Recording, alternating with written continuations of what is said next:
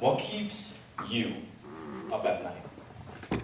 For some, it's an impending exam. For others, it's that time they got pantsed at prom. And for my 24-year-old brother, it's still a fear of the dark. But for me, what kept me up was uncertainty.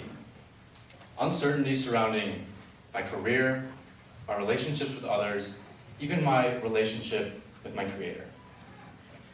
At some point along the line, I found an antidote to this affliction, and it wasn't melatonin. It was a string of good questions. By the end of today, I want you all to leave with hope that even a single good question can bring you comfort even in the face of uncertainty. So family legend has it that I've been questioning since the cradle. In fact, the earliest question I remember asking came from my booster seat. We were on my way back, my mother and I, from dropping my brother off at preschool.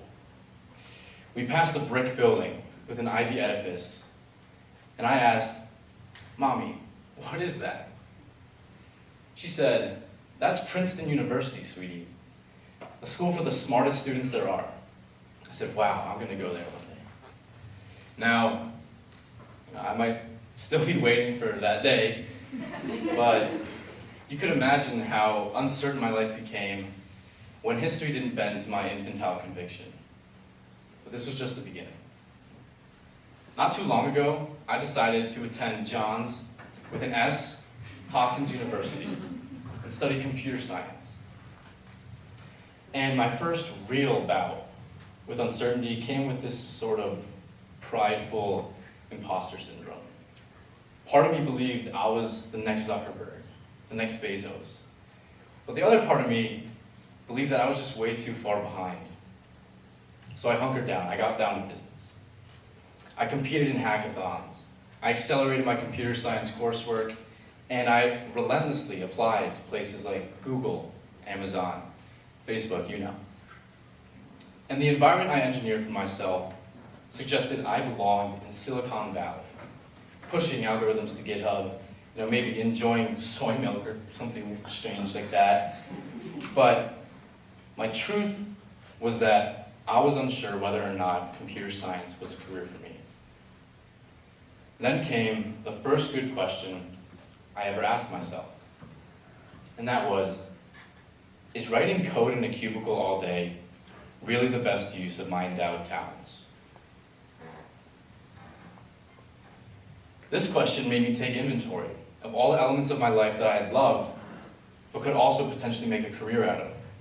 And what I came to find was that intellectually, I found a love for physics, mathematics, the study of motion, the logic underlying it all, and the philosophical questions that came along.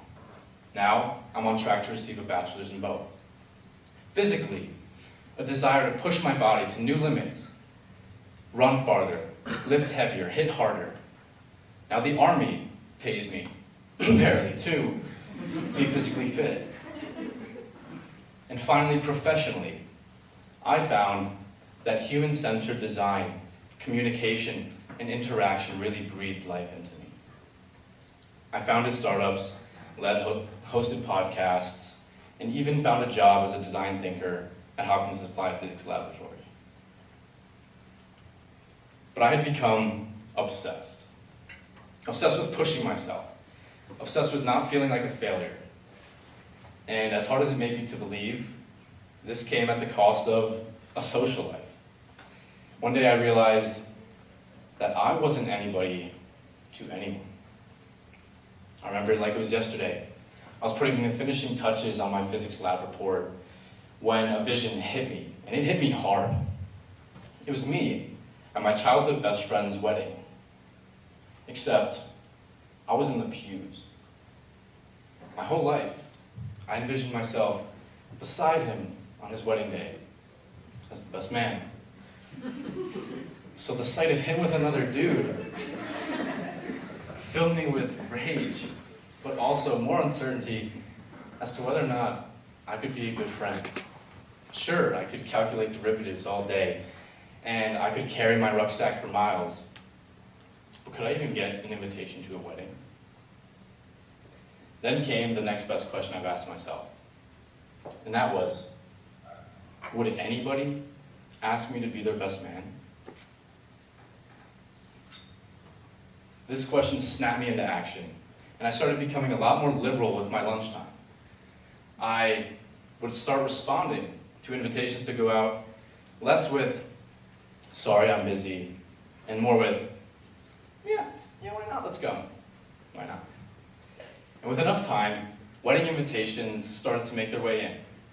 In fact, I'll have gone to 4 by the end of this year. Now, y'all might think this is weird, but I've actually posted my wedding invitations up on my accomplishment wall. There they are, right beside marathon medals and acceptance letters. I've done this as a reminder to myself that even a single good question can mend and make new, meaningful relationships.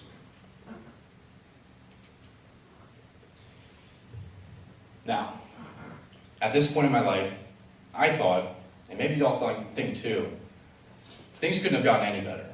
I was balancing the most rigorous academic and extracurricular training regimens the world had to offer with the development of meaningful relationships. But still, something was off. Hopkins had rocked my world. Its academics gave me a new perspective on the cosmos. Its people gave me a newfound appreciation for personal interpretation and experience. But the way that Hopkins impacted me the most was it made me reconsider my religion, something I had held dear for 18 years.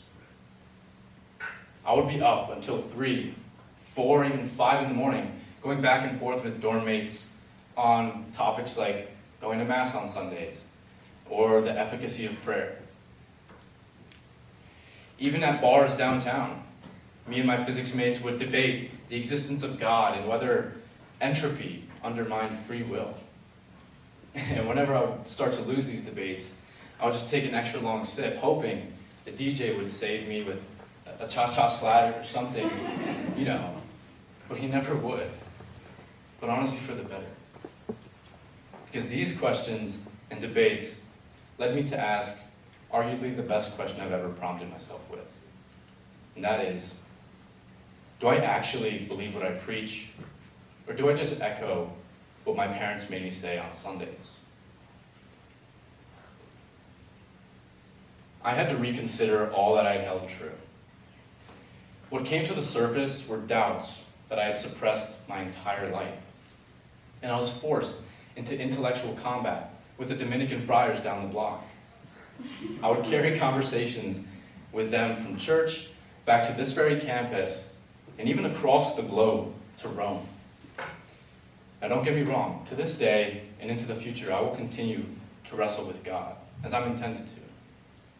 But the result of my single good question was a real forging of not only my own faith, but also the faiths of many others. When uncertainty presents itself in my life, I see a sort of house of mirrors. I look up and there's an infinity of possibility up ahead, and I'm overwhelmed. But the thing is, for you, uncertainty might look like a fog cloud. And for you, it might look like a GPS that's just stuck recalculating. The point is, we all experience uncertainty in different ways. And as my father would teach me in his wood shop, in order to overcome the problem at hand, you need the right tool for the job. So you guessed it. I argue that the right tool for the job is a good question. Mark, what makes a good question? Well, here's my theory, and you're going to need to hear me out on this.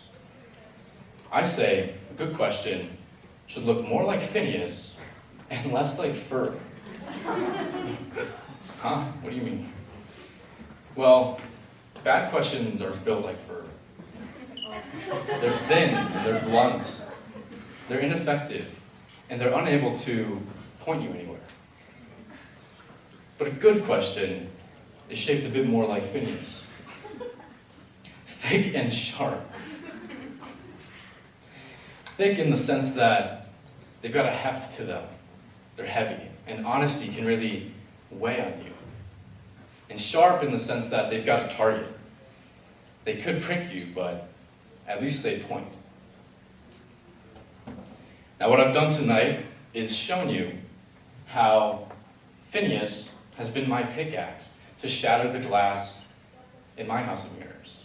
And for you, perhaps, Phineas will be the knife that cuts through the cloud of fog. Or you, the arrow that your GPS is searching for. To close, I want to offer 2 pieces of advice to help you make your questions start to look a bit more like our friend.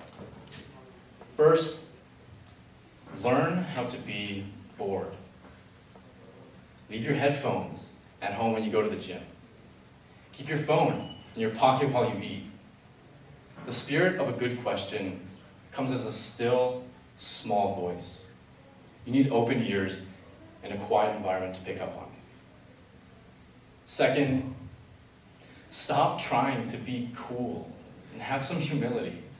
For me, my pride got in the way. My pride kept my mouth shut, afraid to ask questions that I thought I would be judged for. So I implore you to be brave and ask away.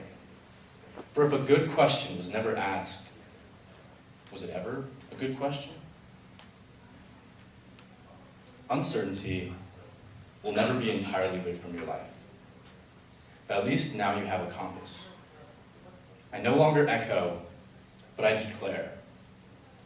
Ask, and you shall receive. Seek, and you shall find. Knock, and the door shall be opened. Thank you.